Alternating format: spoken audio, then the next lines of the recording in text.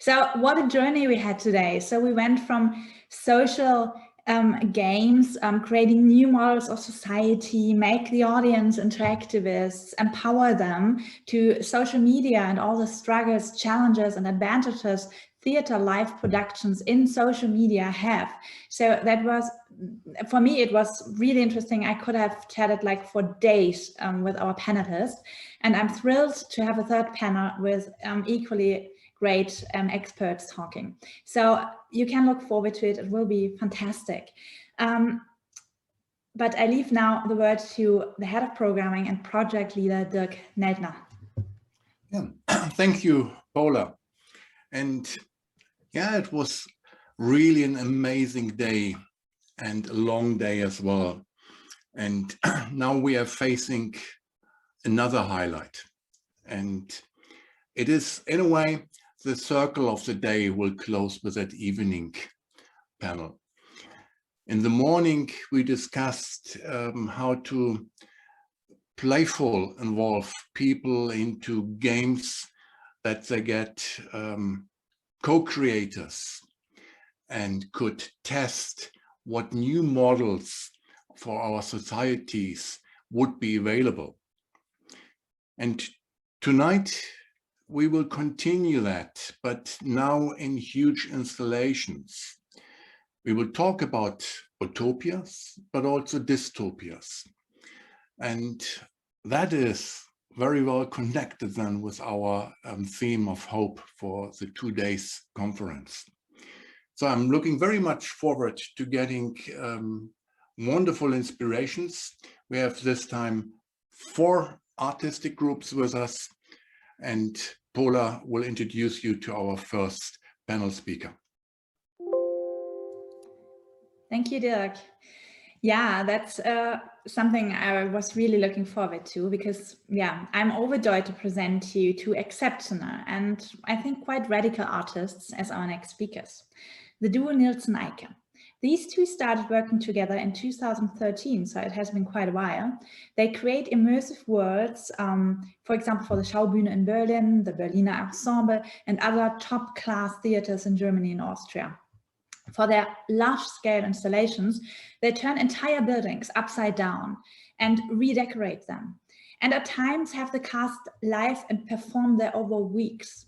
They invite, sometimes gently force the audience to participate in these distorted, bizarre worlds that can only be described as something between a dream, a horror game, and an alien planet. So as a guest in these worlds, you need a good portion of curiosity and also voyeurism to discover different rooms, experience unique scenes, and don't be shy and talk to the characters.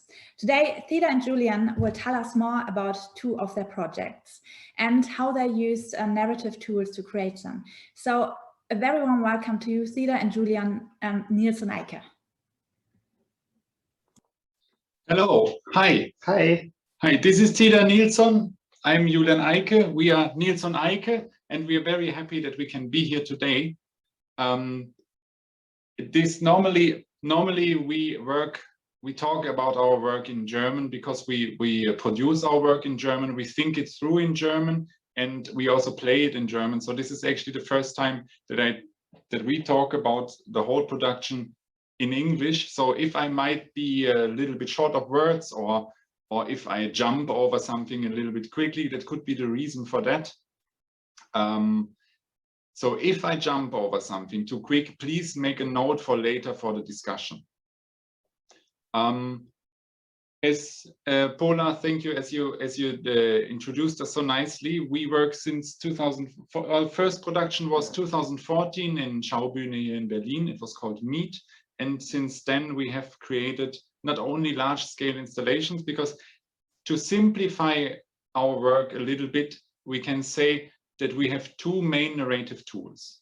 One is that we create large-scale installations that you, as an audience, will enter, and you're surrounded by a completely hermetically closed universe that has all the smells and textures that you need to be to feel the universe, and you encounter actors that are inhabiting our universe. with whom you then will interact. The second narrative tool is that we create something that is completely made to be experienced online, where we use existing technologies to give the same impact of that you would have in a live performance that you would visit in our shows, that we try to give you the same impact while sitting at home using the created tools for the online show.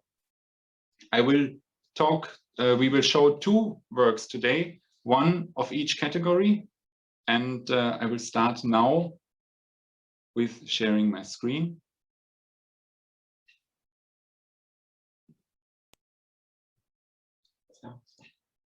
Yes, 1 second. Now I have to move.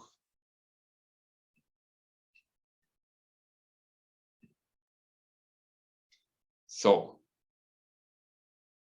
give me a second.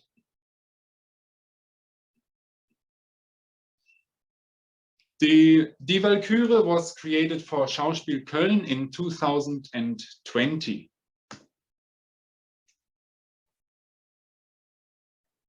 Here we see a small video clip. Ich bedeute, hält dich zuvor!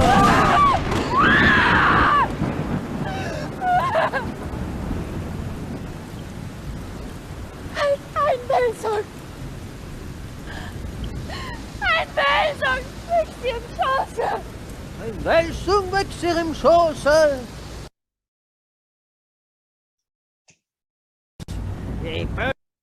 So for Die Valkyrie, we took Richard Wagner's opera Die Valkyrie, which is the first part of his large cycle Der Ring des Nibelung, and performed it not as an opera but as Sprechtheater. We took the whole thing and created our own theater for it, just as Richard Wagner did in Bayreuth with his Festspielhaus.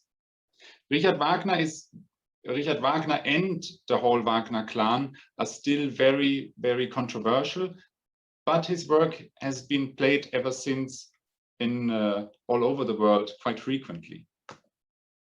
The story is that we meet, because it's inspired by Norse mythology, we meet Wotan, the head of Valhalla, and his daughters, the Valkyries, and especially his favorite daughter, Brünnhilde. Brünnhilde tries to fulfill his heart's wish, but unfortunately, she does this wrong, and in the end, she loses all her powers and her divinity, and is trapped on a rock in fire forever. Here we see the Valkyries doing their famous Valkyrie rite.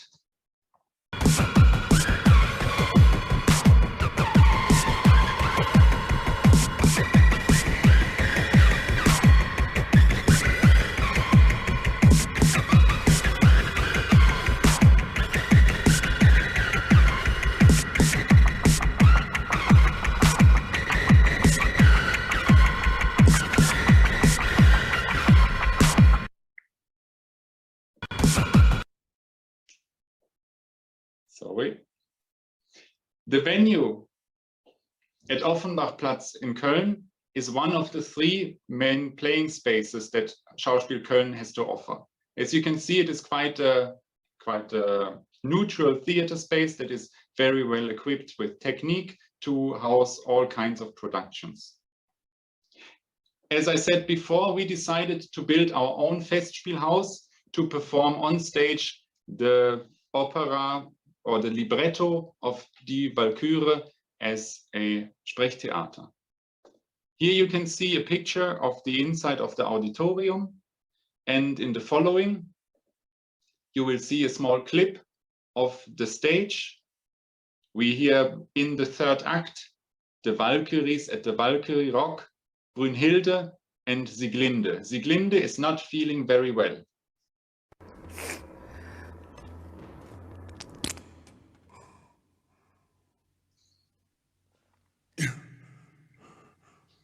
nicht sehre dich Sorge um mich. Einzig taugt mir der Tod. Hieß dich Maid, dem hast mich entführen. Im Sturm dort hätte ich den Streich empfahen, von derselben Waffe der Siegmund fiel.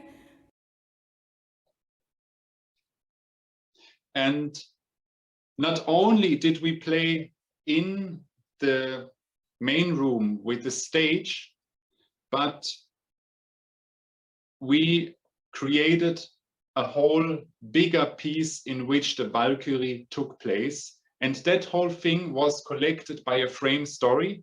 And this frame story was the fictional theater place that we built called Heidi's am Offenbach. Heidi's am Offenbach was created in 1982 by Kurt Hermann Jons and was then later led by his sister, Dr. Heidrun Jons. And those characters and other characters that you would encounter in the installation are immediately pulled from autobiographical parts of Wagner's Mein Leben and his biography. Here is a small clip to give you an insight of the taste and texture of Heidi's am Offenbach.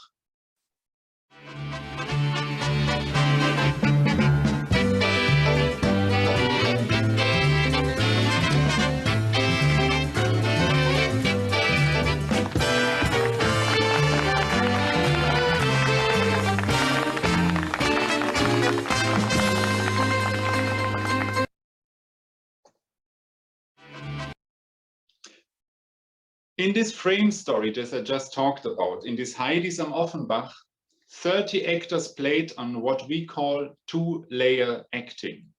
So in this picture, for example, you see the actor Pierre Emeu that plays the fictive actor Stanislas Haas, who was cast as Wotan in the production of Die Valkyrie in Heidi's am Offenbach. All our actors for the whole duration of the play are in character, and when you interact with them, you interact with their character. For example, would you meet Stanislas Haas, as for example here, in the backstage where he is in the small fitness studio of the fictive theater? Here you see the ground plan of the ground floor of the theater Heidi's am Offenbach. And as you can see here in V8 is the auditorium with the stage. But not only did we play on stage, but we also, surrounding the stage room, created all the rooms that we need to give you the full illusion of an own theater. We had all the areas around here that created the spaces that you would normally as a spectator visit. And then around here started all the backstage areas. We had a foyer. We had resting rooms for the fictive ensemble where they could rest in between the scenes. Here's another resting room. And we had the bar. And also, here we present the cantina in the backstage where all the gossip would happen.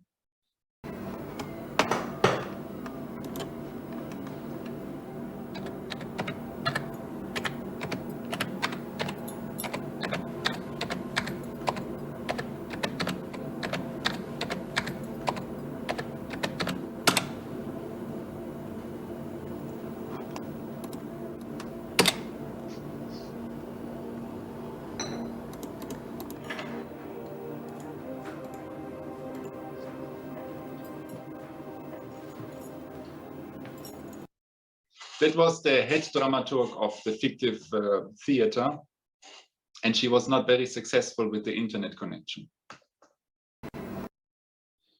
In this whole frame that we have built, we were able to not only play Die Valkyrie on stage, but also discuss Wagner, his work and his family and his controversy in this whole playing space. During lockdown, unfortunately, we could not receive any more audience, but we continued playing, and we played instead for camera, and the material created by that made a 3-piece online TV show called Die Jonsbriefe, and due to the fact that we couldn't receive any more visitors, we opened up for audience letters. And here is a clip, unfortunately in German, so all the German-speaking speakers can enjoy the content of the letters that have been sent to us by the audience of the city of Cologne or other German cities. Diese lustvollen Erfahrungen lassen Schwächen der dramaturgischen Ausgestaltung hurtig verschwinden. Frau Neidinger, ein großes Kompliment geht an Ihre Experimentierfreude, auch die Garderoben und Sofas der Schauspieler für Publikum zu öffnen. Danke. Von Anonym aus Berlin. Flavio, das bestätigt mich im Gesamtkonzept, dass wir diesmal ein bisschen mehr gezeigt haben als sonst. Ja, sicher. Nummer 2. Bitte.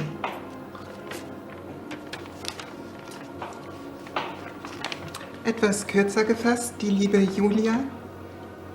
Liebe Frau Neidinger, Udo Donners Valkyrie ist eine abgefuckte Vision der Widerspiegelung der Generation Porno und Gangbang. Hey, da hat wohl jemand die Bühne mit dem Backstage-Bereich verwechselt. Ganz bestimmt. Diese Lust. While the Valkyrie had to evolve in becoming a piece that could be received online, Betreutes Leben for Wiesbaden Biennale in 2018 was always created to be an online piece. Here is a small clip from Dreisat.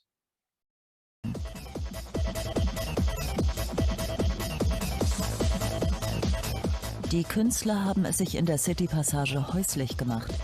Sie zeigen uns den gläsernen Menschen in Daueraktion, 24/7.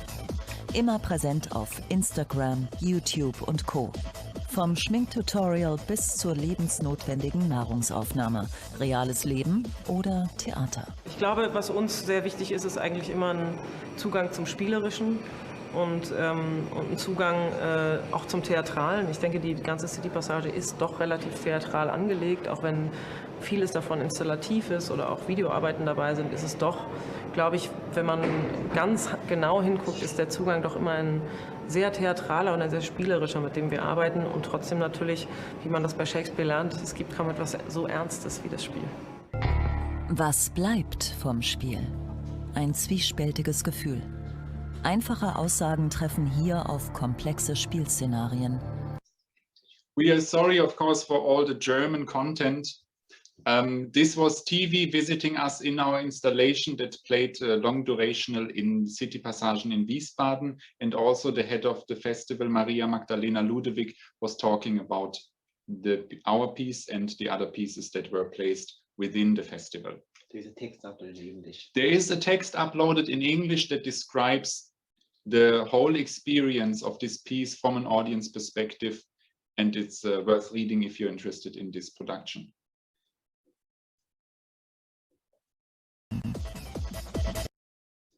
The different playing spaces that we have seen now in the video were placed within a former gambling hall in an abandoned shopping mall in the middle of the city center of Wiesbaden. Where there once used to stand all the gambling machines, these corners of the rooms we took, and without further touching on the actual architecture, we added as little as possible and as much as needed to create domestic spaces within them. We had an attic room, we had a bathroom, a bedroom, a kitchen, a staircase. And all those architectonic fragments we put together online to create the vision of a full house. The video that we are seeing right now shows us the reverse process of how the house is actually falling to pieces, splitting up to its individual parts, to then reassemble in how it looked in Wiesbaden Biennale in the shopping center. Here you can see the kitchen, now comes the bedroom, Now comes the bathroom and the staircase and also the attic.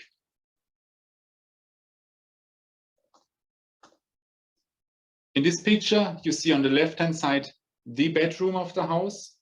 On the right-hand side, you see the bathroom of the house. And we had it equipped completely naturalistic, also naturalistic in the way that we had running water in the shower, we had a functioning toilet, and we had a functioning sink.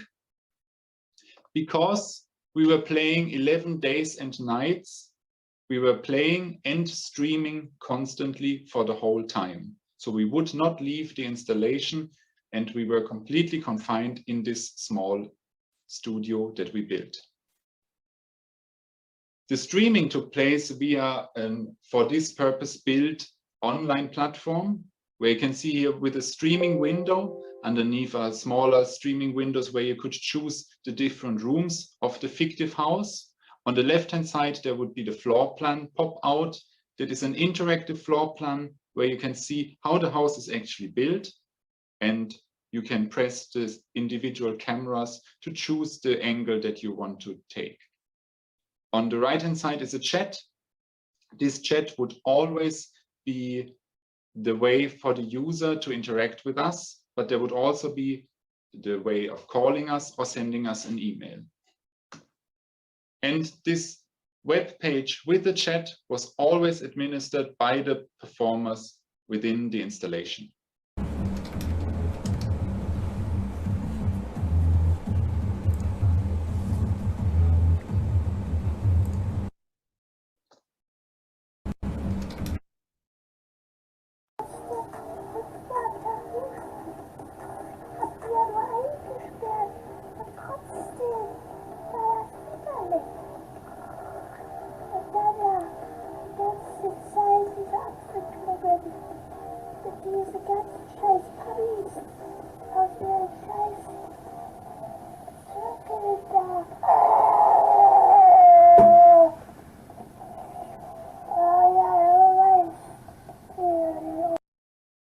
The clip that we have just seen is there to show you the scenes that were streamed online were reactive to the chat, because everything the user would write would somehow be implemented in the scenes to create the same impact and interaction that you would have when you normally would enter one of our large-scale build installations where you directly talk to the actor. Here you have the impact via the chat and via the reaction in the actual scene that you're watching.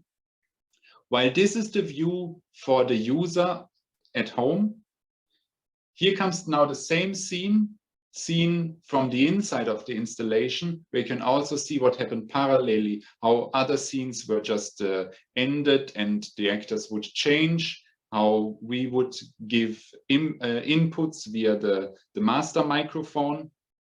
And also in this case, we were always playing in this two-layer acting, where we all played characters that were running this film studio that played roles in these different scenes that you can see here on the stream. Danke dir, Annette. Das bedeutet für dich, Thorsten, du kannst dich jetzt wieder den Usern widmen, deinen Fans online. Danke, Thorsten.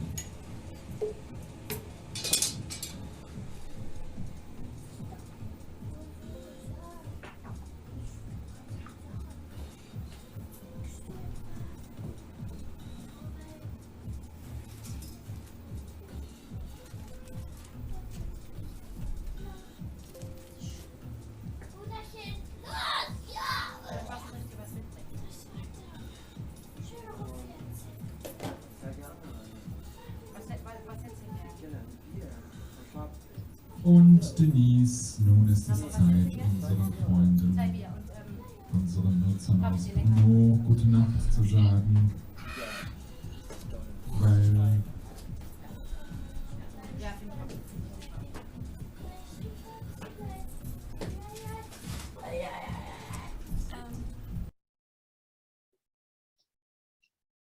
So we did this And with this, we didn't only influence what was happening online, but we were also influenced what the World Wide Web has created.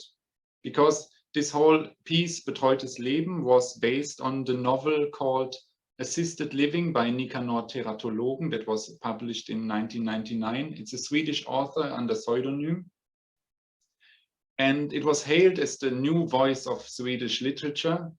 It's celebrated for its unique language aesthetic and for its brave choice of topics and juxtaposition with nature pictures.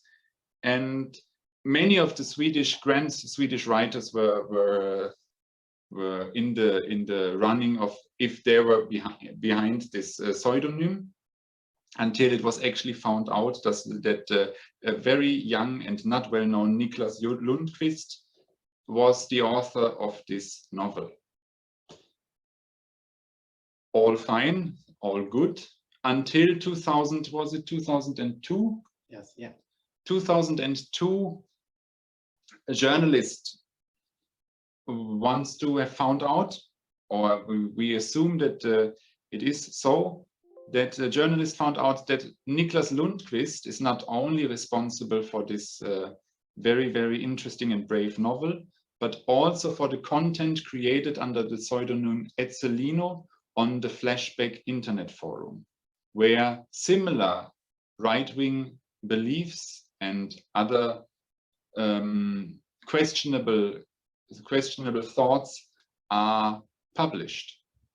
We used for this work, Betreutes Leben, not only the novel as a base, but also the content created by Etzelino on this Flashback forum to see how much is a artistic work connected to its author or not.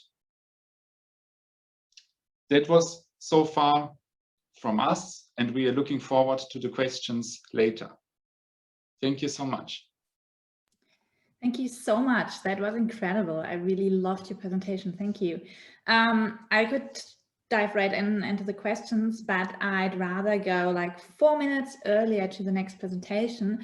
So we'll have a little bit more for Q&A. Just a reminder to our audience, you're very welcome and very much invited to ask your questions below the chat of the live, or in the chat below the live streams on the website. You can even send us your questions per email or in the LineUp app. So I always try to ask almost every question we get. I hope I achieve, but please send us your questions. Yeah, so I would ask you to deactivate your camera, and then we can go on to the next. Sorry, my camera switched off for a moment. So after that great presentation, I'm really happy to announce our next two guests, also two. They are the co-founders and artistic directors of the performance group, The Agency, Belle Santos and Yana Thönnes from Germany. Please give them a warm welcome. The Agency's immersive theater shows focus on life in a post-digital and neoliberal society, where you can track, follow, book, or rent almost everything and anyone. They touch on issues like extremism, gender roles, self-optimization, and romance, just to name a few. The installations exaggerate facts, swap roles, or take things way too far, just shedding light on the inherent problems and demonstrating the absurdity of the underlying phenomenon. The audience is part of the show and acts as clients, potential business partners, or conspirators. So how cool is that? I'm really eager to hear more about two of their productions. So welcome. Hi, welcome. Hello. Wait, I'll share my screen with a PowerPoint.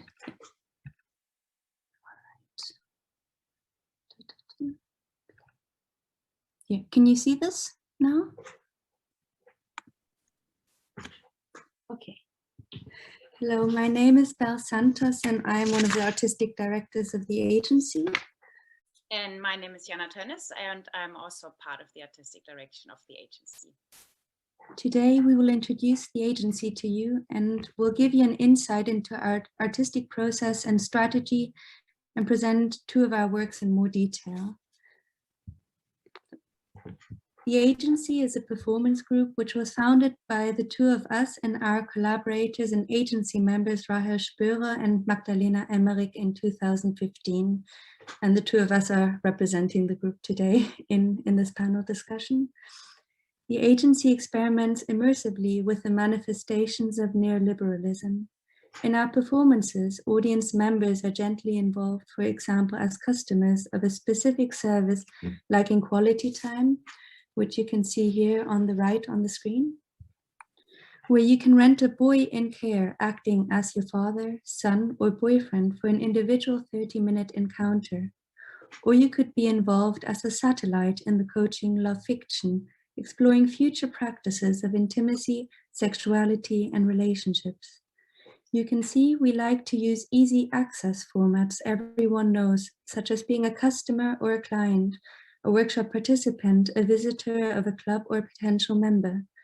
The audience is free to move around and meet the characters in these fictional worlds, to chat with them and to look at the rituals and actions they do.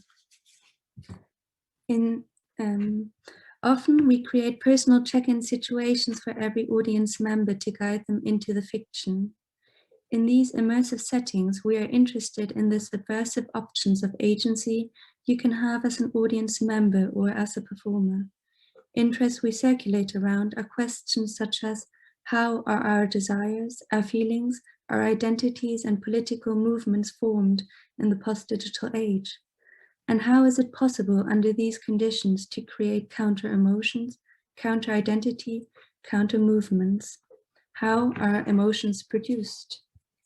Our artistic work takes on neoliberal connotations or formats, and their aesthetic strategies such as branding and corporate identities, new corporations and fictitious startups.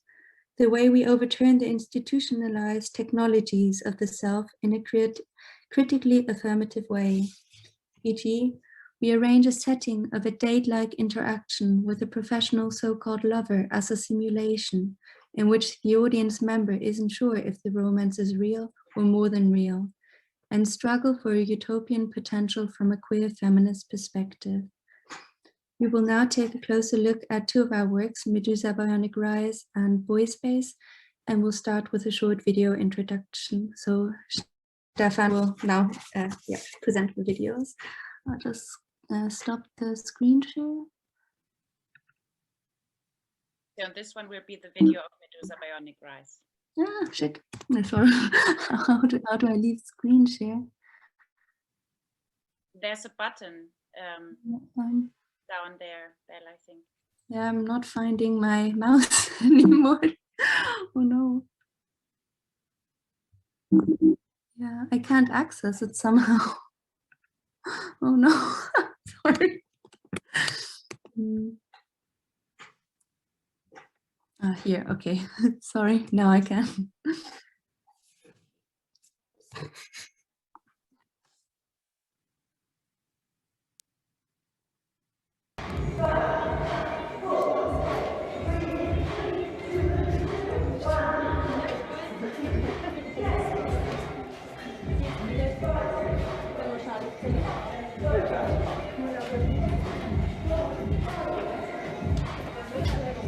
Hey, you're new here. Did you bring your sports gear? All right. You can take a look around. The prototypes are warming up. Enjoy. Really good. Keep it going. Keep it going. Really good. Keep breathing.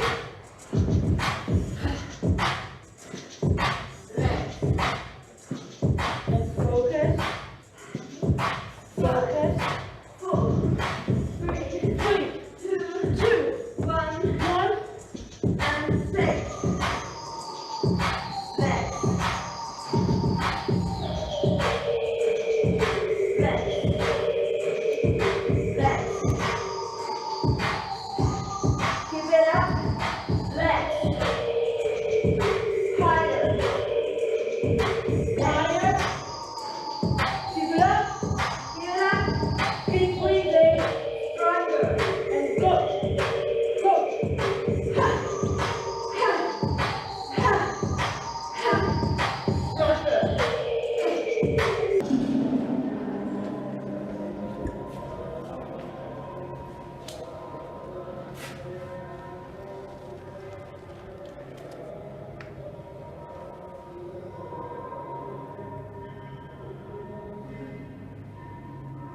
Diese selbstlernende AI funktioniert wie das neuronale Netzwerk von den Neugeborenen und die lernt durch Zusehen und Nachahmen wie ein Kind. Und dadurch schreiben sich halt diese Ideen und Codes von dieser Bezugsperson in das neuronale Netzwerk von dem Kind ein.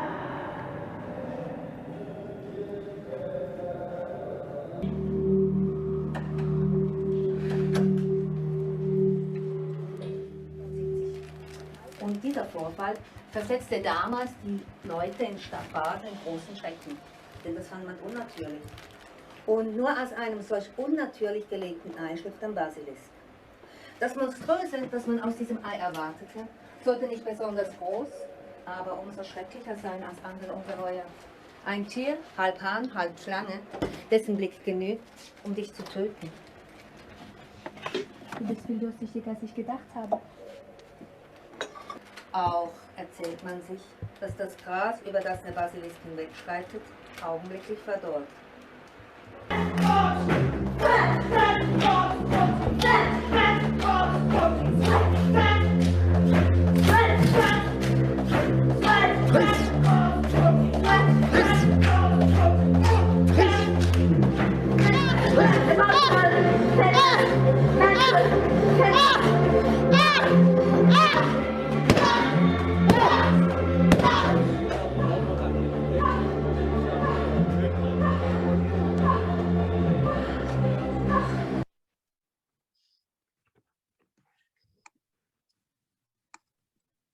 Okay, Thank you very much, Stefan, for this snippet of Medusa Bionic Rise. So, creating Medusa Bionic Rise, we were mainly inspired with the topic of self-optimization, as you might have seen already. So the topic of self-optimization and enhancement was leading to this fiction of a so-called, let's say, an underground movement that's calling themselves Medusa Bionic Rise, that invites the audience to join their mission call to find out if they would like to become part and in what sense. So one part of creating immersion in Medusa Bionic Rise was creating the characters. That's always a very important step for us. So the characters in Medusa Bionic Rise represent different facets of self-optimization. For example, you have seen Shelley, which is the character that stands for plastic surgery, or you have a character that's really into neuro enhancement. You have one that is into body hacking, into bodybuilding, and of course, everyone, as you saw, is into fitness. In MBR, these characters are called the prototypes because they are willing to experiment radical self-enhancement on their own bodies, and they share these techniques in a kind of open source approach. So to make the audience dive into this immersive world, we use an artistic strategy we call world building. So that is something that we do when we work towards a production. That means we develop a framing. That's always very important for us. So like to reconsider, what are we as the performers? What is the audience? And what do we want from each other on this night? Because we usually don't frame our works as a theater work in that sense. So the framing and the format is always super important, as are the characters, the role of the audience, as I said, the wording, of course, that the characters use, and the fiction. And each of these things should be full of details to make people immerse into what's going on. So the audience becomes part of this immersion through walking freely in the space, as you've seen here. And they are becoming aware of their own bodies that way. They are passing through butcher curtains. They are talked to. They can have some pills at the bar. They are being invited to join into physical exercises in single rooms. You have also seen that we have a shared space in the as the center, let's say, as the base of MBR, and then you have different rooms where you go in one-on-one. Yeah, and of course, I think that's also always an important level for us. You also smell the sweat and the deodorant of our performers in the space. So smell is something we think about a lot. Our approach in our works, like in generally, I think, is to work against neoliberal formats. How do we do this? So for us, that always means we create a work in which these neoliberal strategies are at hand and are visible. So, and they are kind of overemphasized, if you want so. And as an audience member, you are asked to develop a certain agency in that. So what is interesting for us, I would say, is dealing with a world that, since we can think, has always been pretending to have no alternative, to question how is subversion actually possible. And these topics shape into two series of our works and desires. The topics, like the work series Desire is one of them, and they deal with the question how desires and emotions are produced and can thus also be formed. And that's maybe the important point which we tackle in our works.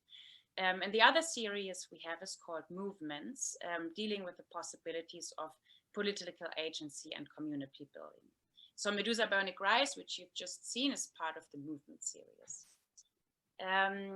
Several of the performances happen offline and online, also before the pandemic. So we already used different digital formats usually to enrich or to widen the fiction. So for example, on medusaburningrice.net, you will find the website of Medusa Burning Rice, where you can meet the characters, you can watch their confession videos, you can see when is the next mission call going on, and you can also actually become part of the movement by finding a contract with which you can have with yourself. I think that's the most important part of this contract.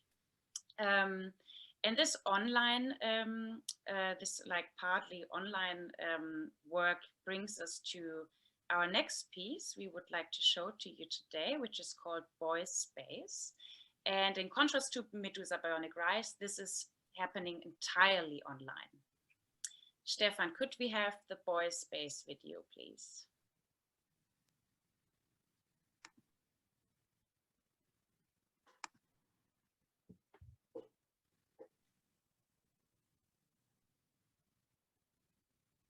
The sound is not working. Stefan, can you put on the sound? Brutally fucked, raped, was the erotic image of my childhood. And it still is. This image haunts my masturbating as a girl, as a woman. I know I'm surely not the only one. This image doesn't hit me out of the blue. Being attracted to what destroys you, this image was made for us girls. Anonymous 15, what the fuck? Actually, I'm asking myself how to get a hard cock in the face of rape.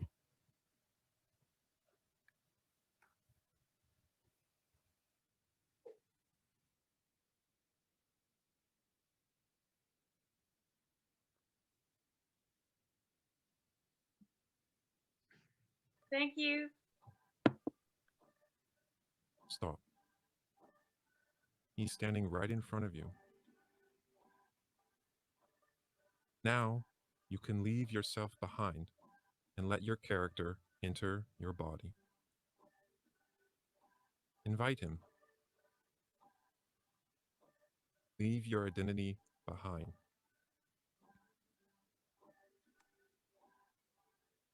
Feel him inhabit you. Inhabit your thoughts, your actions, yourself. Okay, so now you're responsible for your new you, boy. Okay? Are you going to win or are you going to lose? Are you going to exit your patriarch me? You are ready to enter boys' space. But I don't know how much we are able to choose to feel something. By the way, do you know what we call a bleed in?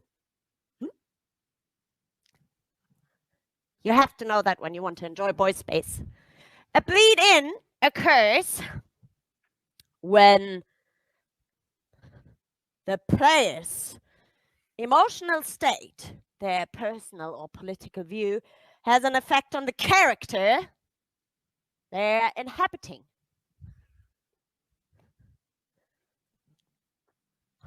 And the bleed out? Huh? No? Still staring? Not using your brain whatsoever? Huh?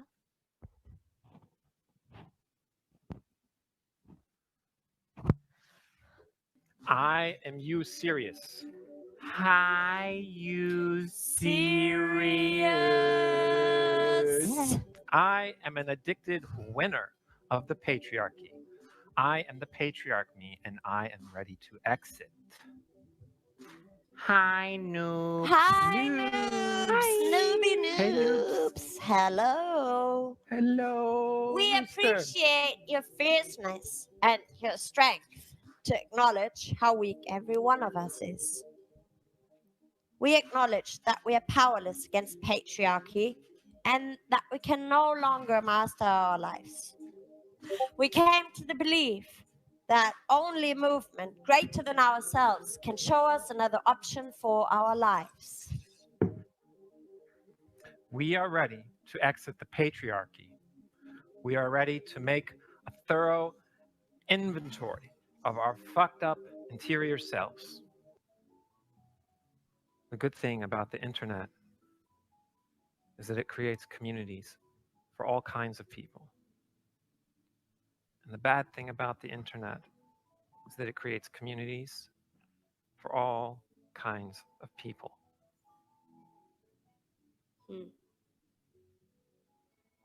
Next level.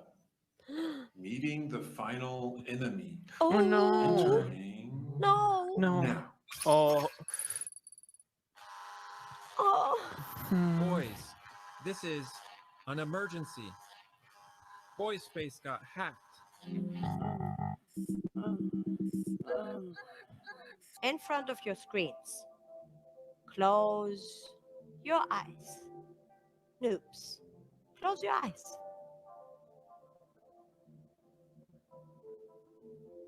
You, boy, as male character in Boy Space, with all the features you might have.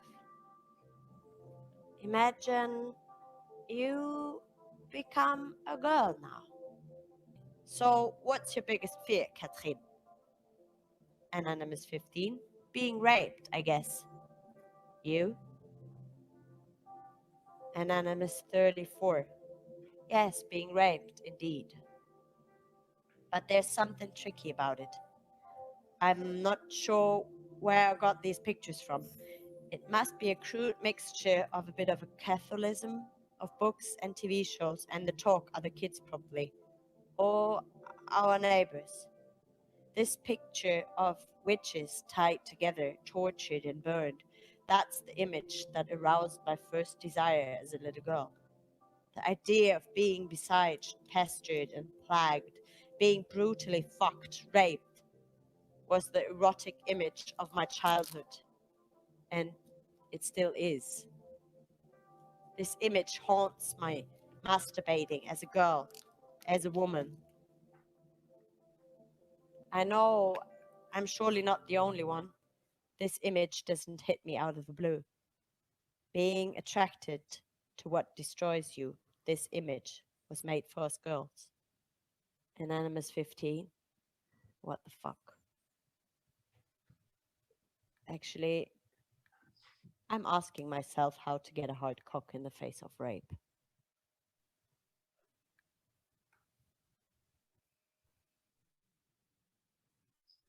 Okay, I'll go back to the presentation.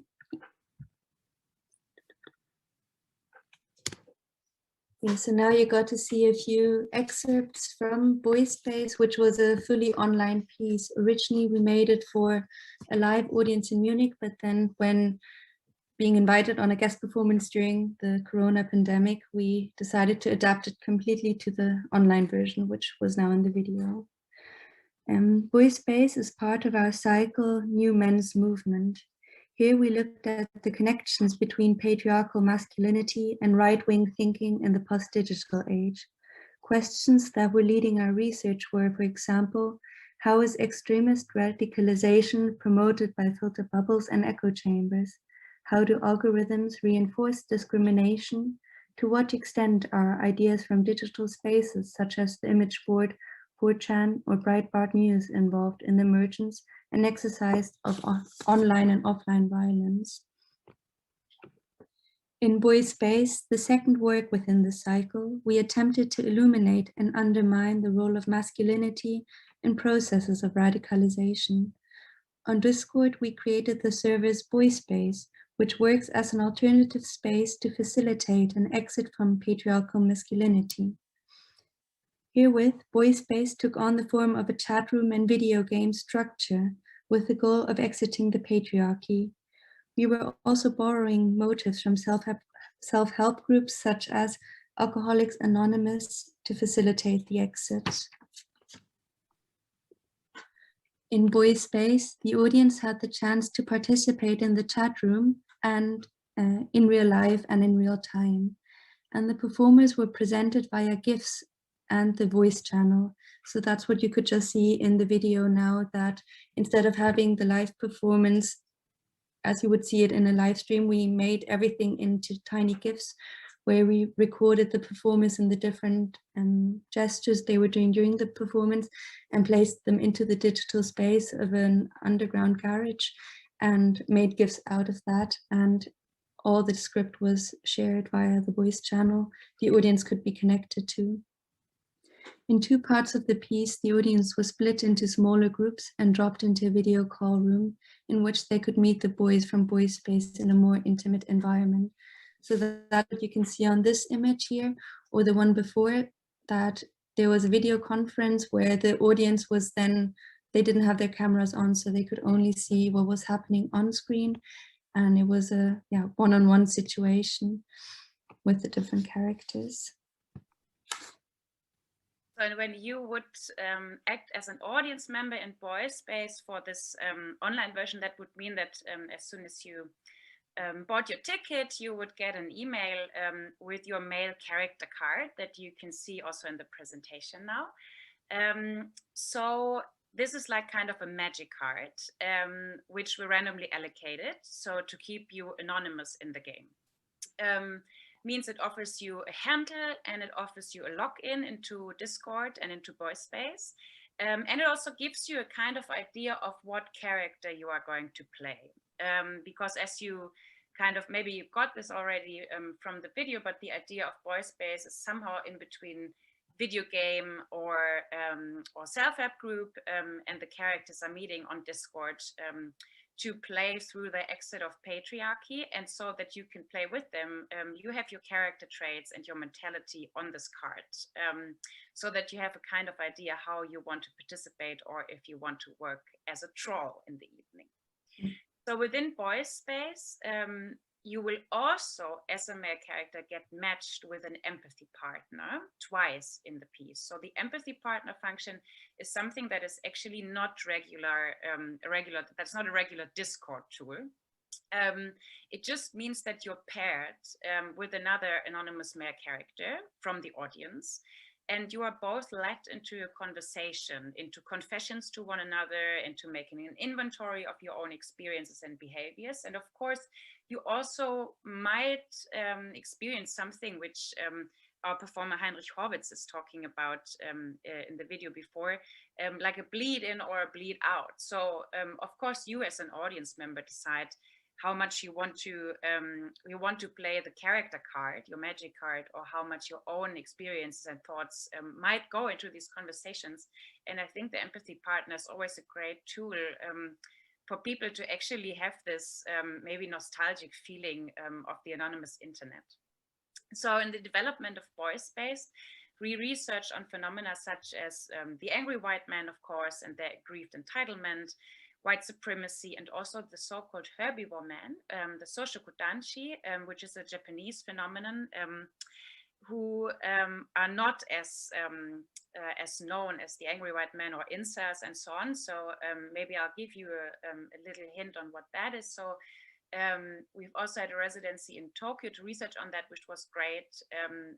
And our idea was actually, what would it mean if the Soshokudanshi would become a movement? And that means the herbivore man in Japan kind of step back from a patriarchal masculinity, so you could say. So they don't tend to be the breadwinner anymore, they don't marry, and maybe that's what Western media also reports about, maybe they don't have sex anymore.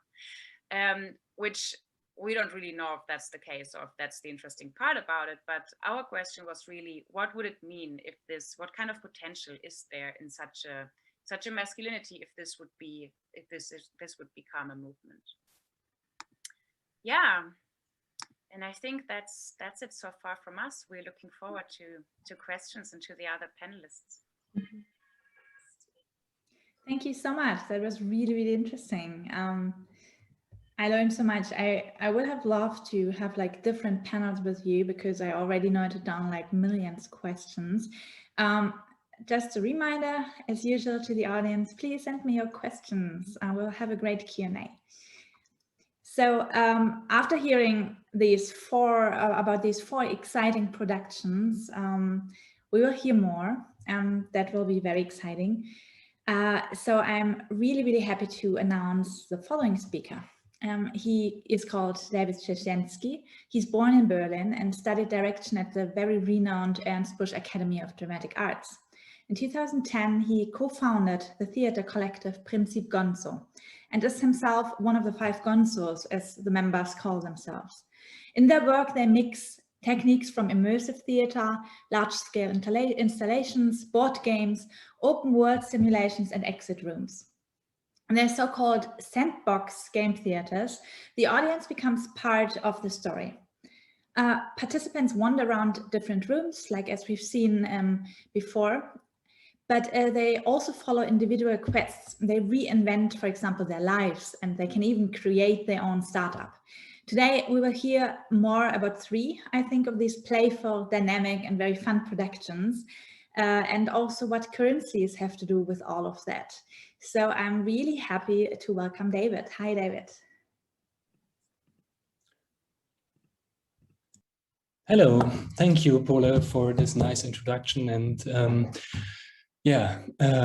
welcome, hello to everyone. I'm David from Prinzip Gonzo, and I want to talk about our work and especially about the role of currencies in the conception and the preparation and in the open world theater games we are creating.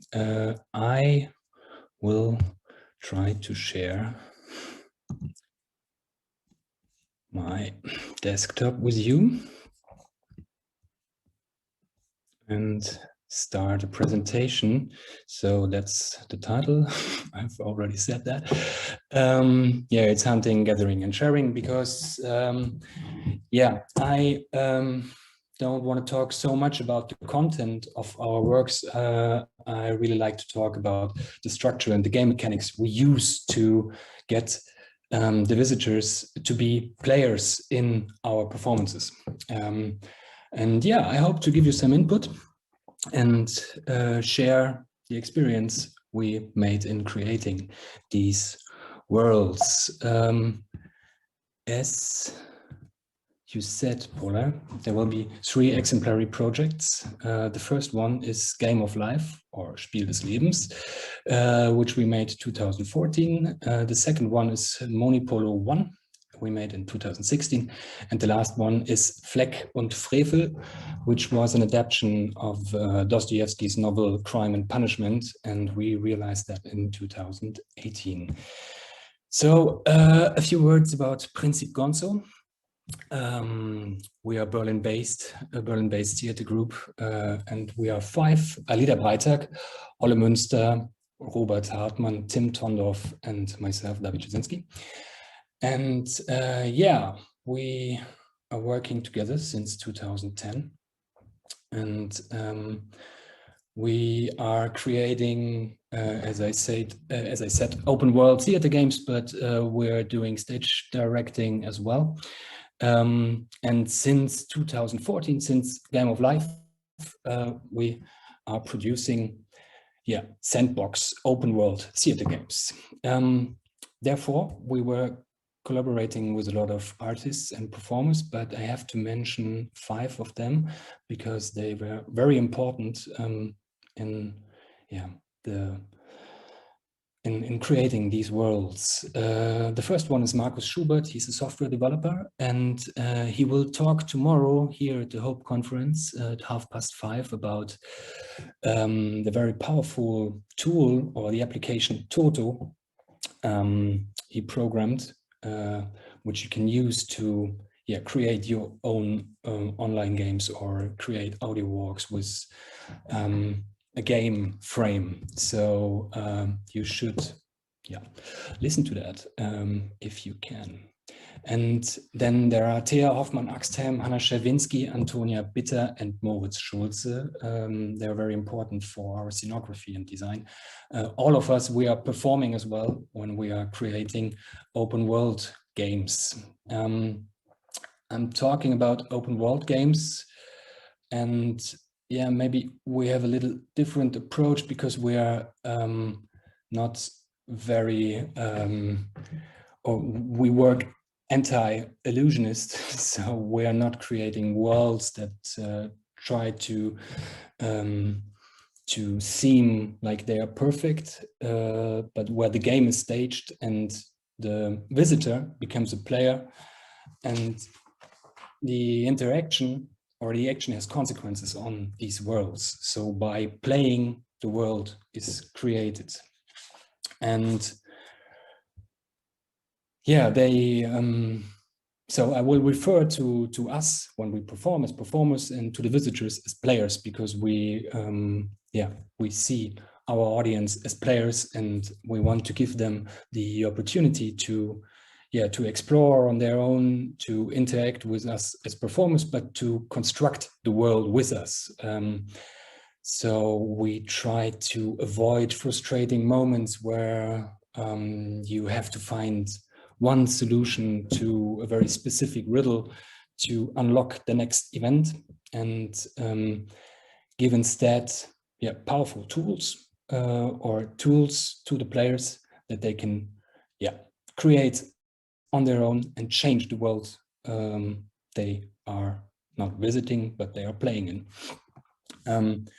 So therefore, currencies or points or credits got very important for us. So because we could say, okay, we structure the world in places where performers can give points to the players, and the players, they are going there, and through, like you see here, mini games or interaction or creativity, they can earn these points or these currencies and use them to play on, to unlock more space of the world or several actions.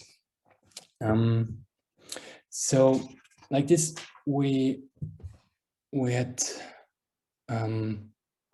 the impression that we got the players to really surprise us and to construct with us together a show which is not similar to another one. So every show is very surprising. I said that already. All started with Game of Life in 2014. I don't know, it's a very classic board game.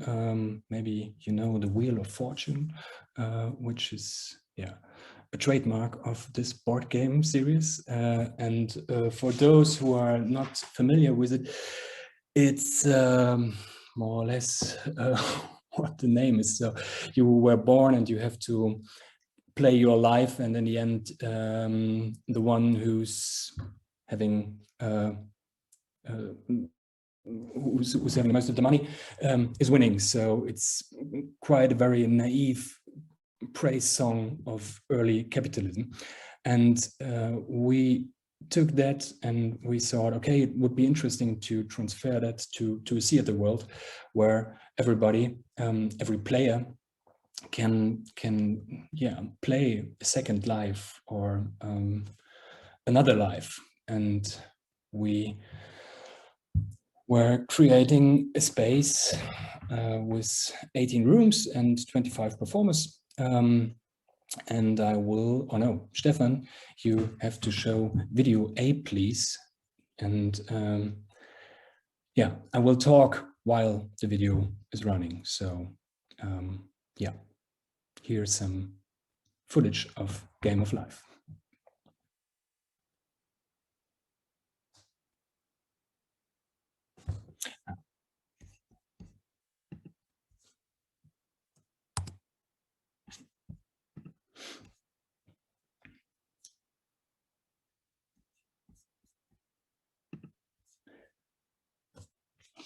So you were starting in school, inside the game, and the school was like a tutorial for how to play your Game of Life. And afterwards, with the diploma you got at school, you could go to university or to the training center. Here we are seeing someone who's trying to have a diploma, and afterwards you could work in the factory, for example. You could decide where to go. If the university way or this classical way was not meant for you, you could also make a career in a criminal career outside of the system, or do what you want. Here is a performer who got just sick, or the performer is playing the sickness and the player here got sick, so he has to see the doctor, and the doctor is curing him. Next to the doctor there is another player who's just getting his assistance, or he was studying medicine at our university, and afterwards he could work as a doctor. You could marry 1 or 2 or 3 other players and get a loan at the bank and be part of a revolution, or be elected as mayor of the town. And in the end, everybody died at the same time, because you got older every 4 minutes, I think, or every 10 minutes, I don't know anymore. And so the video is running again. Stefan, could you stop the video? Yeah, thank you. Thank you very much. I'm going to start the presentation again. Yeah, and to make that happen, what you just saw, we dealt with 3 currencies. We had money, pretty clear, I think. We had health, what could be 100 if you're very healthy, or it could drop down to 0, but that never happened, because if it dropped down to 20, you had to see the doctor, we just saw on the video. And we had karma. Karma was like an equivalent to money. So, for example, if you worked, if you searched for occupation in finance, you got more money, or if you were doing social jobs, you got karma out of it. And to avoid bottleneck situations in the rooms, because it was designed for 60 players or up to 70 players at the same time, we worked with currencies, conditions, and constraints. So if you wanted to go to holiday, for example, which was very good for health, you had to have some money and an apartment, because you had to leave somewhere or get back after holiday. For the money, you had to have an occupation. For the occupation, you needed a skill or a diploma, which you could get at the university or at the training center. For the apartment, you had to rent or to buy one at the housing market, and therefore you needed again money, or a relationship, and a relationship, because space is scarce in our world. So you had to invest karma at the speed dating to build up a relationship, and karma you got out of a social occupation. For that you needed skill. Yeah, that was meant for motivate the players to not be able to visit every room the second they got into the town, how we called it, and yeah, to avoid situations like everybody wants to go to holiday, and so the holiday area is filled with everybody who couldn't get into it. And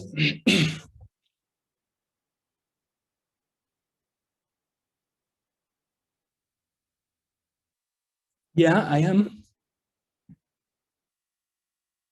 Oh, since, but that's bizarre because, but I'm, thank you, but, okay, I'm sorry. So I was talking since the video and there was no presentation. Yeah, okay. Okay, that's, I'm sorry. I was showing you this. I was showing you something about the money, the health, and the karma, but I hope you got the idea. And then I showed you, yeah, images of what I was talking about. I was spending so much time in creating this. Yes. So, okay. I hope that you got what I was talking about, and I will just move on to the software, because we made that happen with a software which was programmed by Markus Schubert and which was recording every step of the player. So they got an ID in the beginning, and with this ID, I hope you're seeing it now, they could interact with the performers. The performers through the QR code in the middle of the ID, and a device could interact with the account of the player. So the currencies, the money, the karma, the health could be changed with every action, and the account could be filled with diplomas as well. Stefan, could you please start the next video, video B? Please.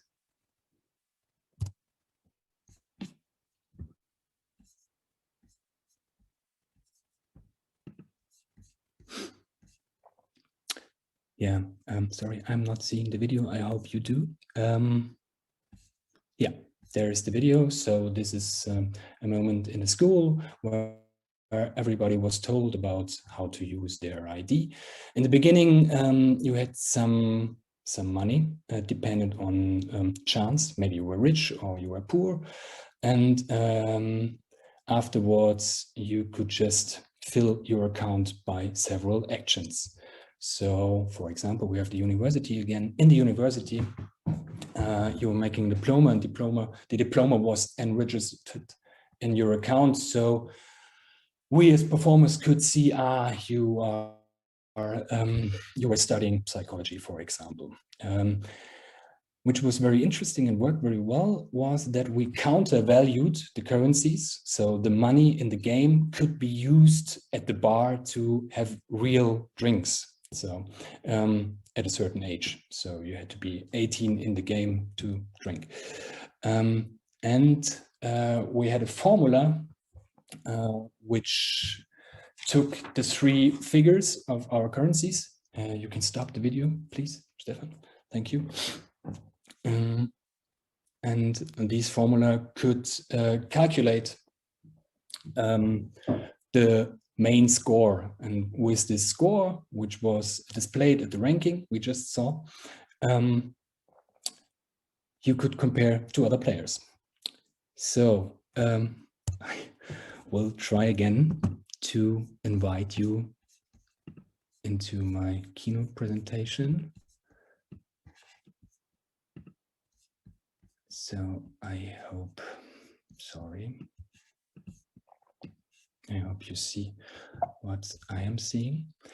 And yes, the software, or yeah, the interaction between devices and ID and the software was guaranteeing a smooth flow of the game. So yeah, nobody had to run around with a lot of paper currencies and paper diplomas, and yeah, it was surprising. And for the monitoring, it was we collected a lot of data of every generation of every player, so we could see afterwards what did they do, how did they change their plan of life, how long were they running for money, and when do they change to go to karma, for example. That was very interesting, and we could see that our system was working pretty well. So we decided to go further, and we created Monipolo 1 in 2016, and we tried to build a game where our experience with software design in Game of Life was used to build a game about finance, about global capitalism. And yeah, there's another video. I will stop this video, please.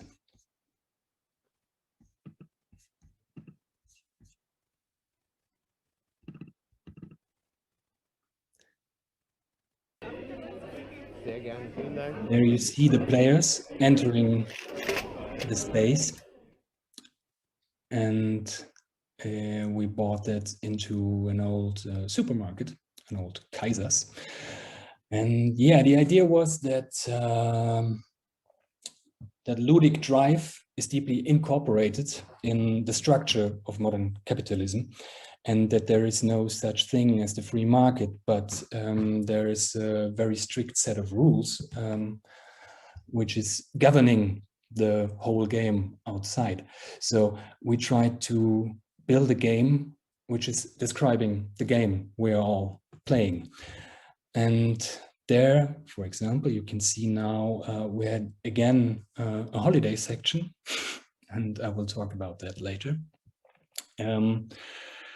But in preparing that game, we talked a lot about what currency should we use this time, because we were afraid of the power of money. So we thought about using different currencies, having currency exchange, or using gold, diamonds, etc. Thank you for the video. I'm going again.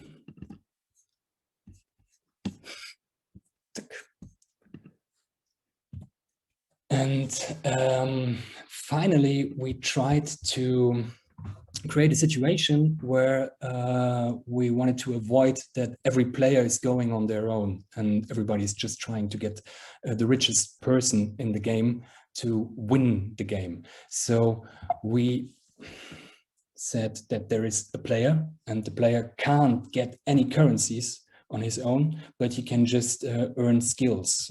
There were a lot of skills like diplomacy, loyalty, management, creativity, unscrupulousness, for example. And they had to find other players, and together they could gather their skills to create an enterprise. So we have 3 of them, and they could found an enterprise in a certain sector, industry sector. And when they had founded this enterprise, they could achieve the game currencies, which were the so-called company values. So we had 7 company values: capital, commodities, innovation, marketing, sustainability, corporate culture, and lobbyism. And now, as a member or as employee of the enterprise, they could earn these currencies. So there were visiting players, visiting performers or other places, and yeah, they were earning these currencies. So for example, for going to the holiday island, they couldn't go on their own. They just had to collect some of their colleagues going to the holiday island, where they could earn commodities, sustainability, and corporate culture, for example. So we had again the fact of counter-valuing our currencies by making it possible to have real drinks at the bar with commodities or innovation points. You had to clarify that with your colleagues. And we experienced that the idea or our aim to create a game where the rules given by the game structure forced people to speed up and to make decisions like hire or fire someone, go really under I lost my point, but I think we achieved to give an idea of the nature of the game, the capitalist game we are playing. So another experience we made was that it was very complicated with competition, because we dealt with competition, and markets are in Game of Life as well.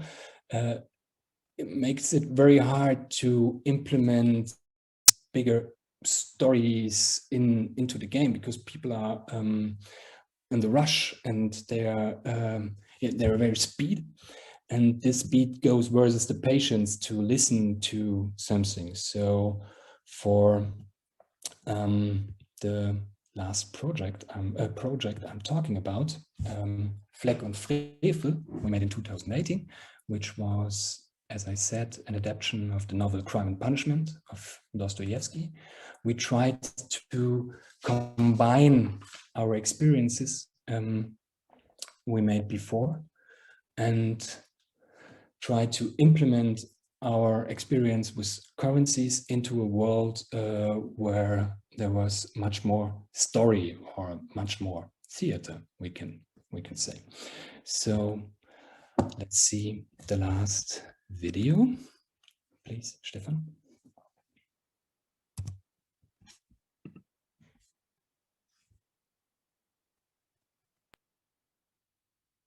Wie lange wird es her sein? Vor 10 Tagen haben wir getrunken. Die ganze Nacht. Sind wir heute? Und ihr habt mir von euren Ängsten erzählt. Ja, ja. Und dann und euren Albträumen habt ihr mir erzählt. Ihre Finger zeitweise direkt auf meinem Schreibtisch lagen und nicht zuletzt aufgrund ihrer sozialen Herkunft und der damit einhergehenden Gepflogenheiten. Da bin ich doch sogar gezwungen, so einen Verdacht zu erfassen. Diese 10 Rübel sind doch überhaupt nicht das Budget unserer Unterhaltung. Es geht um die 100 Rübel, die da gefunden sind. So Fleck und Frevel was designed for up to 40 players who were approached by the performers. All of them were approached as Rodion Raskolnikov, the main character of the novel, who just had lost his mind. And the story took place just after the murder of the pawnbroker and her sister. So the players got the impression that they could liberate themselves from suspicion by collecting evidence and alibis, so they could prove their innocence. Therefore, they had to crawl deep into the story, meet the characters, talk to them, and try to change the events. Going again to the keynote. And this was working, so in my perspective, because we implemented this time a paper currency and the vodka black market, for example, and the performers playing characters of the novel were all longing to get the money or get the vodka, and we gave the illusion of freedom or the illusion of a goal. In the end, we had the game structure and we had an audience, which was not everybody, but many of them were already used to our games. So they were really convinced that there is a possibility to change also the last riddle or the danger of getting arrested. But in the end, there was no way of preventing that arrestment. But within the game, or till the moment of arrestment, they could create a lot of things in the world and change events, make character act different, and yeah, they were creating their own story and creating new chapters of this novel. So, thank you. That was a brief look into our works, and I hope you got something out of it. You can see our website or ask me later. Thank you for listening. Yeah, thank you so much. That was really, really interesting. I now want to have a drink after seeing so many people sitting at the bar. But we can talk about it in a few minutes, or in 20 minutes. I think there will be a lot of questions. That was really, really interesting. But before that, we still have our last presentation of this evening.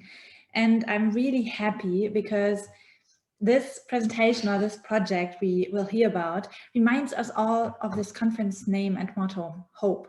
What could bring more hope than the thought of an utopian world, an alternate universe in which all threats of our own reality have been solved? Our last two speakers for today created just that, and they call their approach speculative journalism, a piece of political fantasy. So welcome Megan Finn, who is the artistic director of The Tank in New York City, a non-profit art presenter, producer, and home for artists of different disciplines. And also a warm welcome to Lorne Svarc. He's experienced designer and founder of the Technodramatists, a theater company with the mission of bringing new technology and especially augmented reality into live performances. These two companies partnered up and created a transmedia experience on social media, and with the help of the AR app Scavenger. Using their phones, the audience members, or the players, can follow a path all around New York City, collecting points and exploring the story. So very, very much welcome, Megan and Lorne. Hi, everyone. Thanks for having us. I am, as was said, I'm the artistic director of The Tank, and we're thrilled to be included. I am going to just talk a little bit about where the idea behind Manana Land came from. It began as a concept by an artist named Pedro Reyes, who's a Mexico City-based sculptor and conceptual artist. And he and I first worked together on an immersive performance, which is kind of bookended by Manana Land. So I'll talk a little bit first about that. So I'm going to share some photos from a project. Let me just make sure everyone can see. I think they can. I'm going to share some photos from Manana Land, or from Democracy, which was the first project that Pedro and I worked on that I directed in 2016. This was a project leading up to the 2016 US presidential election, which took place at the Brooklyn Army Terminal, which is a large terminal that's been turned into a space for manufacturing.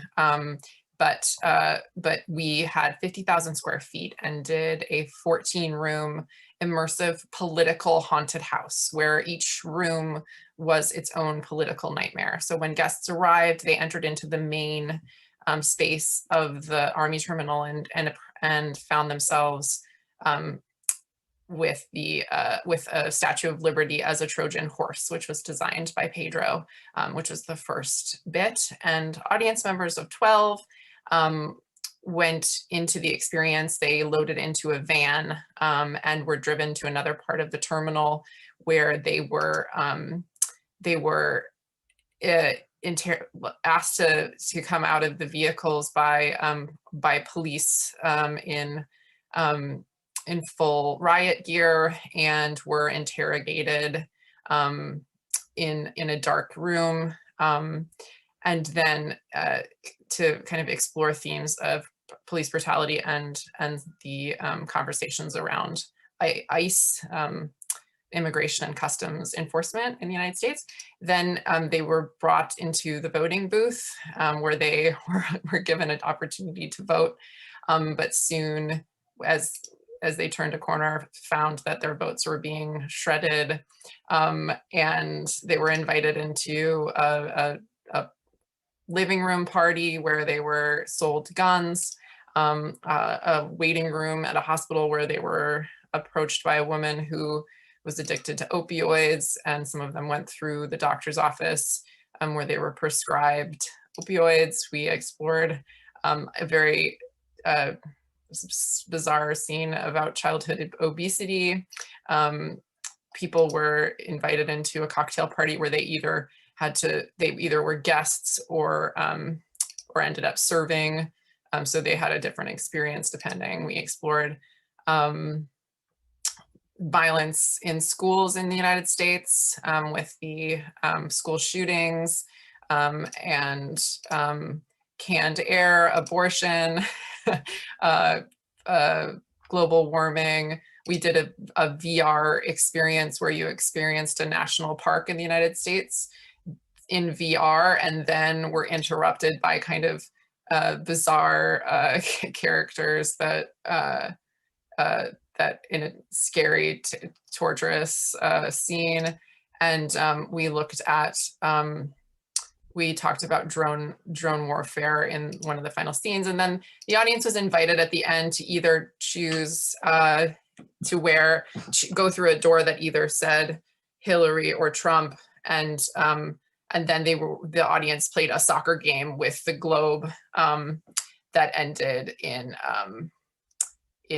the entire piece. So this was our first project that happened in 2016, and subsequently we then later in 2018 and 19 worked on a puppet show together, which I'll share. You'll see the relevance in a moment. Pedro, we created a, new share. Are you seeing the puppets? I can't hear anyone. Lorne, can you hear me? Yep, I see them. Yeah, so we did a puppet show about techno-optimism. It was starring Noam Chomsky as the lead puppet, and Elon Musk, Ayn Rand, Karl Marx, and a tiny Trump, and they went on a madcap adventure through the course of the play, where they explored the pitfalls of techno-optimism, and through the story, and so we worked on that and toured it for a couple of years, and then we had envisioned a kind of out of democracy, a kind of, as we were approaching the 2020 election, and all of the, prior to COVID, just all of the political turmoil that we were experiencing, mutually in Mexico and the United States. We wanted to, it was really Pedro's vision initially to say, well, what if we tried to envision a future that wasn't the horrible world that we were in at the moment?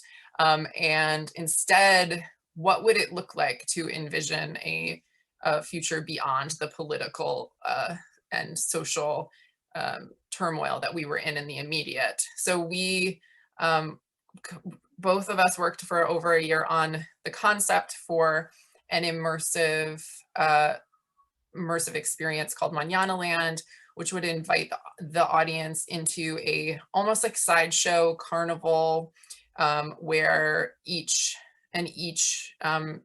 carnival attraction was exploring a different possible future where we could move beyond kind of the things that we presented in democracy and envision something new and hopeful and beautiful, and do it in such a way, in the same way we had in democracy, which was very comedically exploring things, because in a way that can create a space for the audience to be able to open themselves up to the concepts. And then COVID happened, as we all know. And at the time I was approached by Lorne, who maybe can tell you a little bit about his company and the beginning of the project that we collaborated on. Sure, yeah. So my name is Lorne Svarc. I'm the founder and CEO of Techno Dramatists. We're a theater and technology company that really tries to take emerging technologies that are kind of hard for people to use and don't really have uses for live performance, and find ways to get them in the hands of performers to create kind of new forms of storytelling for them. And our main expertise is augmented reality theater. So taking digital modalities and in real time laying them over live actors. So for instance, I could show you some examples of what we've done.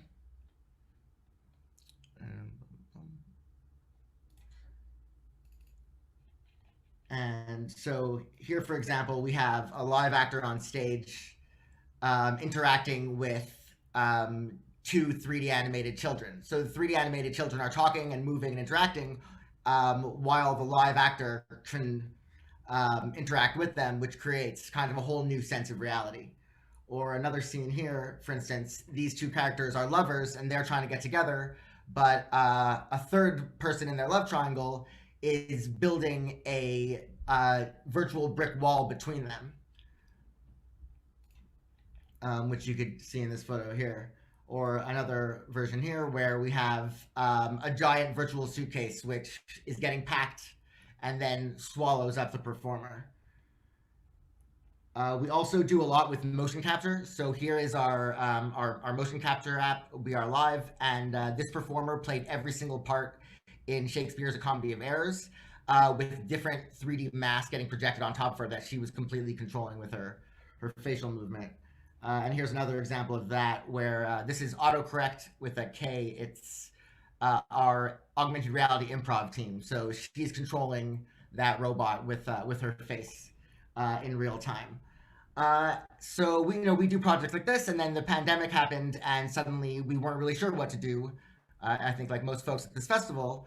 And I got a newsletter that was talking about this app called Scavenger, which is created by two young German technologists, where you can create and play augmented reality scavenger hunts using your iPhone. And something that I really related to, that I connect with, is that it was really, really easy to use and easy to understand, which for augmented reality is often the problem. And what Techno Dramatists' main ethos is making sure that we create tools that get in performers' hands that they can actually use, they can actually create. Because when you're creating a new medium, if only the most richest and most expensive companies can use it, and we don't have it in the hands of real performers, we're never going to know what it's really for.